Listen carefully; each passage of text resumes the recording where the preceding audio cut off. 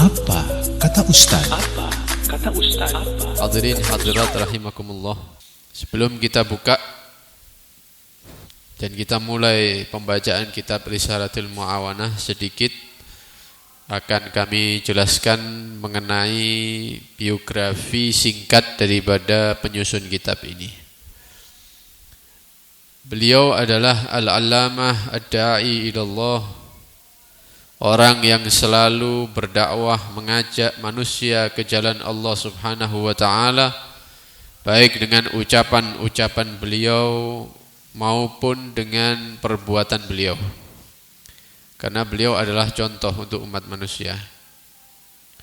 Qutbil Irsyad Al-Habib Abdullah bin Alawi bin Muhammad Al-Haddad.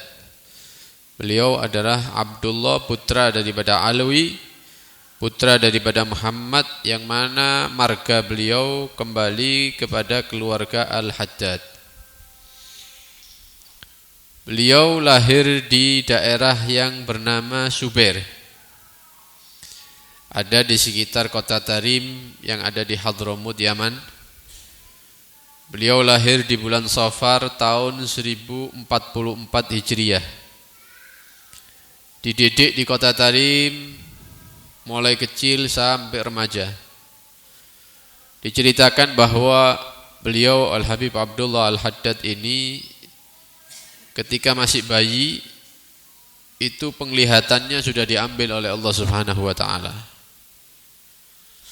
Tapi ketika pandangan beliau itu diambil oleh Allah, maka Allah menggantikan untuk beliau pandangan hati yang sangat tajam. Tidak bisa lihat orangnya, tapi lebih faham, lebih ngerti daripada orang-orang yang melihat. Jadi kalau kita lihat karangan-karangannya beliau yang sangat banyak dan isinya, muatan kitabnya, itu kayak sulit ada orang yang tidak punya penglihatan bisa ngarang kitab-kitab seperti itu, yang hebat itu. Bahkan ada orang di satu negeri itu penasaran dengan beliau sehingga melakukan perjalanan jauh untuk menuju kota Tarim. Sampai ada di kota Tarim, orang ini bertanya-tanya, mana yang katanya pengarang kitab, tapi tidak kelihatan itu orangnya. Ditunjukkan ke satu masjid, kemudian orang itu masuk ke dalam, ternyata di masjid itu ada seseorang yang memimpin majelis. Dalam hati orang yang hadir ini mikirkan bagaimana orang yang buta ini bisa ngarang kitab, bisa punya santri begitu. Ya, ini termasuk membawa hati yang kurang baik terhadap orang soleh. Maka ketika dibagikan kopi di majelis itu, orang yang hadir tadi itu menerima kopi juga, tapi pandangannya tidak melihat kepada wadah kopinya. Pandangannya melihat kepada yang duduk di depan ini, yang buta ini, dilihat sambil aneh gitu, merasa aneh ya. Iki mosok wong ndak ketok bisa ngarang kitab biasanya. Ketika mau minum, maka beliau Al-Habib Abdullah Al-Haddad mengatakan, jangan diminum ente, katanya. Padahal tidak kelihatan ini. Jangan diminum. Di gelasnya itu ada lalatnya, katanya. Maka orang pendatang ini dilihat di dalam kopinya ada lalatnya. Jadi yang punya pandangan tidak melihat lalat, yang pandangannya diambil sama Allah tahu kalau di situ ada lalat.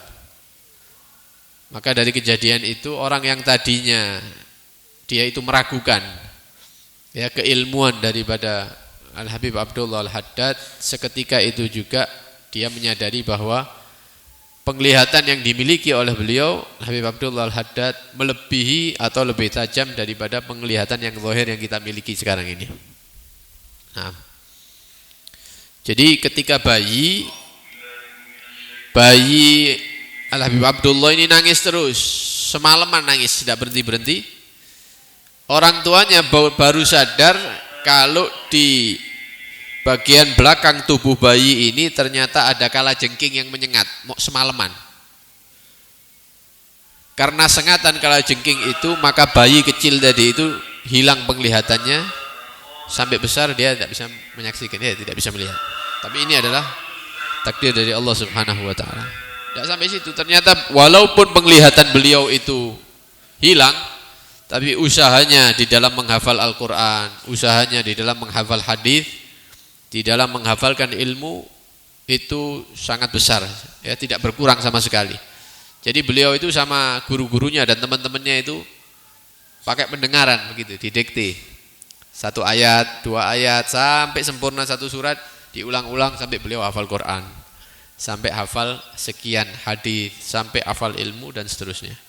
Di antara guru-guru beliau yang utama yaitu Al-Habib Umar bin Abdurrahman Al-Attas, penyusun Rotib Al-Attas, itu guru beliau. Dan masih banyak guru-guru yang lain yang mereka semua adalah orang-orang pilihan Allah Subhanahu wa taala. Setelah beliau menimba ilmu yang sangat lama dan sangat banyak, maka beliau ditakdirkan oleh Allah Subhanahu wa taala untuk melaksanakan dakwah, memberikan petunjuk kepada manusia agar supaya mereka menjalani jalan yang diridhai oleh Allah Subhanahu wa taala dengan penuh hikmah, dengan penyampaian mau'izah yang hasanah yang bagus. Maka banyak daripada manusia yang datang kepada beliau untuk belajar, dan kisah-kisah beliau itu tersebar ada di kota-kota lain, sehingga yang jauh-jauh pun datang untuk belajar kepada beliau. Banyak sekali santri-santri yang datang ke kota Tarim untuk berguru kepada Abdullah bin Alawi Al-Haddad. Di antaranya yaitu putra-putra beliau sendiri, dan juga murid utama beliau yaitu Al-Habib Ahmad bin Zain Al-Habsyi, yang pada zamannya beliau ini dijuluki sebagai Imam Syafi'i yang kecil versi 2. Saking alimnya begitu ya. Ini termasuk murid daripada pengarang kitab yang kita baca ini, Habib Abdullah bin Alawi Al-Haddad. Dan masih banyak ulama-ulama yang muncul yang mana mereka semua adalah santri daripada Habib Abdullah Al-Haddad. Abdullah Haddad ini yang rotibnya dibaca di mana-mana itu ya. Rotib Haddad yaitu yang ngarang kitab ini. Orangnya sama. Adapun santrinya Habib Ahmad bin Zain Al-Habsyi, beliau di antara karangannya yaitu kitab fikih yang dibaca di pondok-pondok pesantren, yaitu kitab fikih Risalatul Jami'ah. Risalatul Jami'ah untuk pemula itu, Risalatul Jami'ah biasanya dihafalkan itu di pondok-pondok, itu karangan daripada murid pengarang kitab ini yaitu Ahmad bin Zain Al-Habsyi. Banyak sekali muridnya beliau.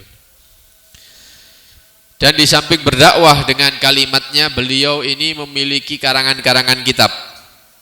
Jadi didiktekan kepada muridnya untuk ditulis. Didiktekan kepada murid-muridnya untuk ditulis dan dikumpulkan.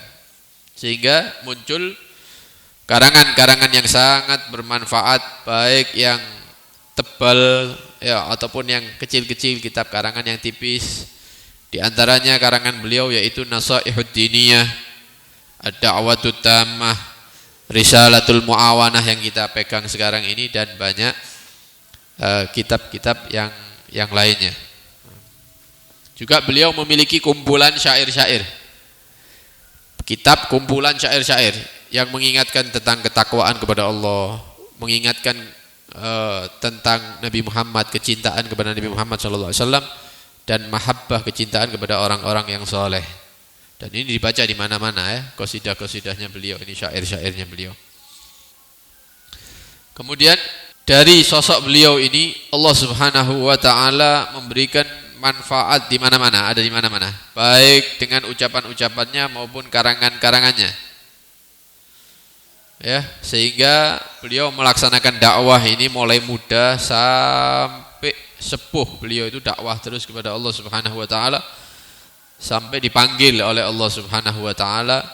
Beliau wafat di bulan Dzulqa'dah, 7 Dzulqa'dah tahun 1132 Hijriyah. 1132. Ya, umurnya sekitar 80 atau 90 tahun beliau meninggal. Kemudian di dimakamkan ada di pekuburan Zambal yang ada di kota Tarim. Ya, semoga kita mendapatkan keberkahan daripada beliau dan orang-orang soleh, para wali-wali Allah yang lainnya. Amin ya rabbal alamin.